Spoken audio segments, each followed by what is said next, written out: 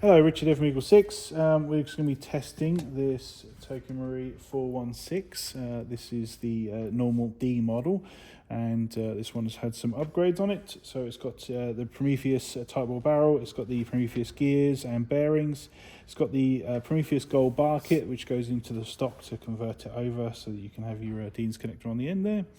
We've got the Psionic R Hop, Laylax Trigger Pin. It's got the Gate Titan Advanced model, and it's got an Eagle 6 upgrade spring in there. And we're just ready to do the testing on it. So TM motor, so we've gone with the 18:1 gears, and it is set up for 3.2s, and we've already done some range testing, and it's chronoing at 2.69 on 3.2s, so which is a nice FPS to be at.